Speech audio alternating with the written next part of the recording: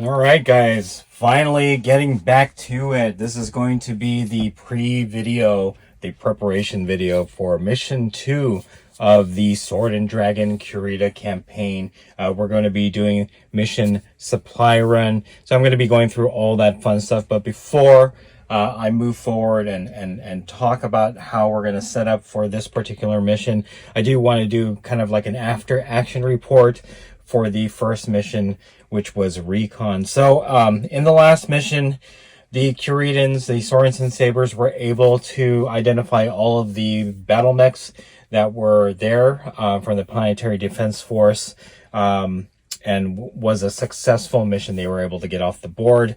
There was a loss on the Sorenson side, but the main focus here was to be able to complete that mission, and they did. So I'm just going to go through some numbers, and while I'm going through these numbers, I'm just going to have some artwork for House Kurita on there so that it won't be so boring.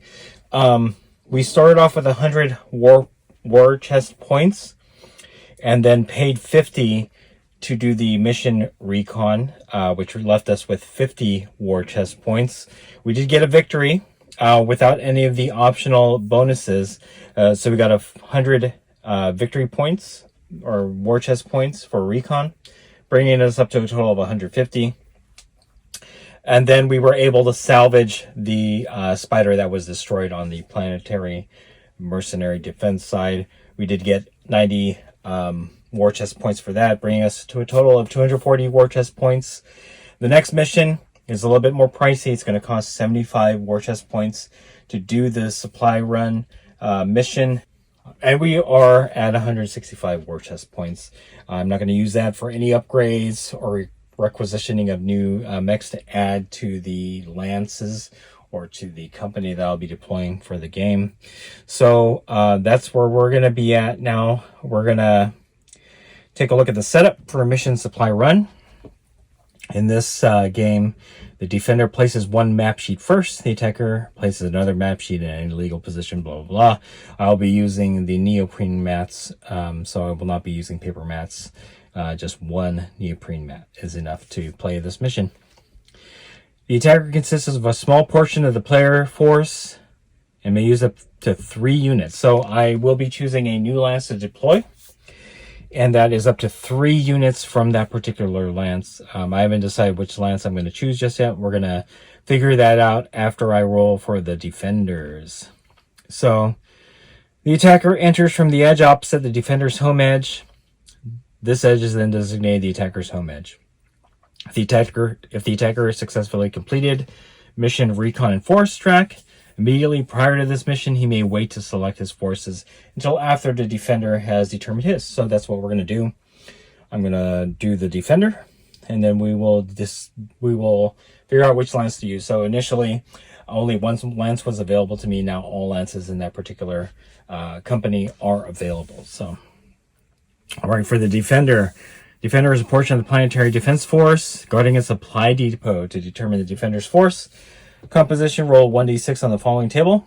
Add a -2 modifier to the roll if the attacker executed a successful mission Recon immediately before this track to a minimum result of 1. So we're going to do that in a little bit. In fact, I'm going to start prepping for that. Defender sets up all his forces anywhere on either map sheet. In addition, he designates 4 hexes as building hexes. I'm actually going to use some buildings. They're going to be slightly larger than hexes, so we'll just figure that out from there.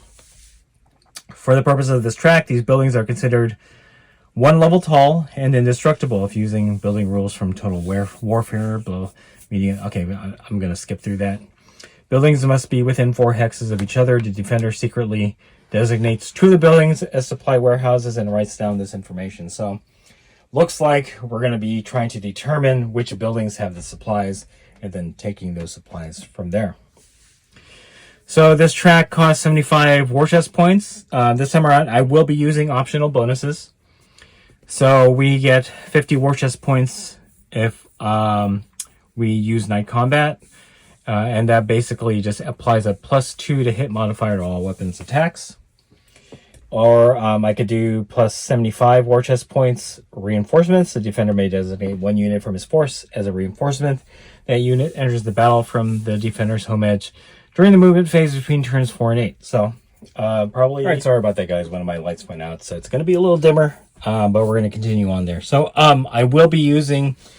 I'm thinking I'm going to be using both of those optional bonuses just so we can try to get more war chest points and kind of determine moving forward from there if we can spend that on repairs, on new equipment, on the mechs, all that stuff. All right. So objectives, search objective, determine which 2 buildings contain supplies. This may be done by scanning a building for 1 turn.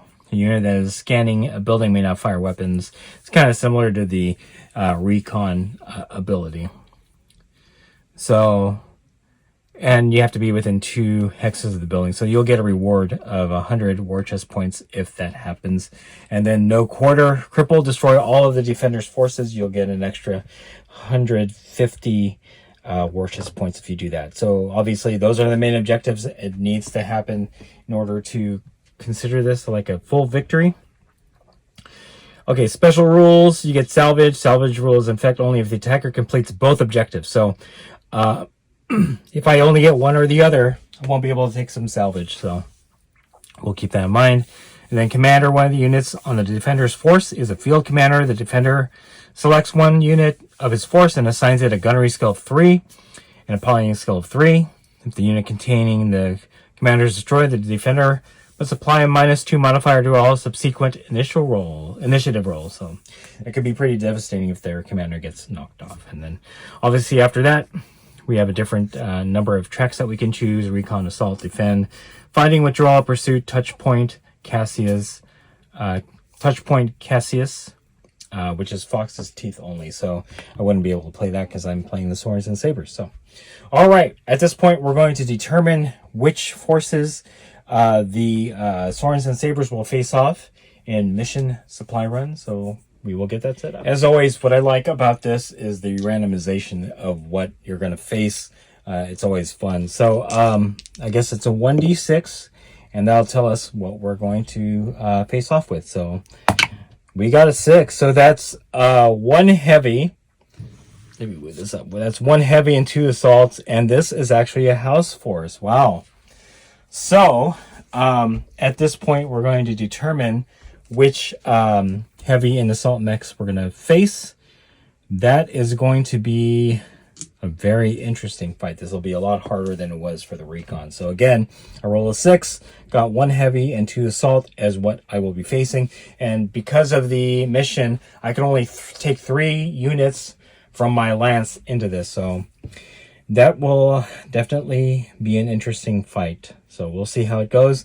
I'm going to go move on to which mechs we're going to face. So be right back. So really, this is the random mech assignment table, which you saw last time. Because I'm already House Kurita, I'm assuming that I'll be facing off against House Davion, although they won't be called Davion. They're just house forces that are part of the Planetary Defense Force at this point. So I'm going to start rolling. We get three mechs, 1 assault, or 1 heavy and 2 assaults. So let's see what we're going to face off against.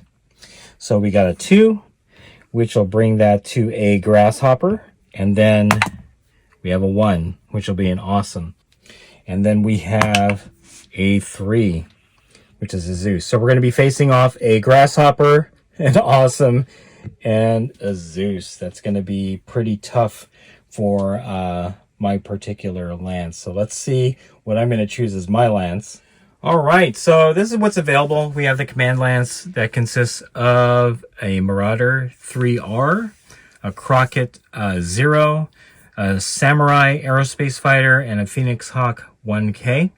We also have the Fire Lance, which is what I used in the last mission. That's a Longbow 0W, a Rifleman 3N, a Trebuchet 7K, and a Panther 9R.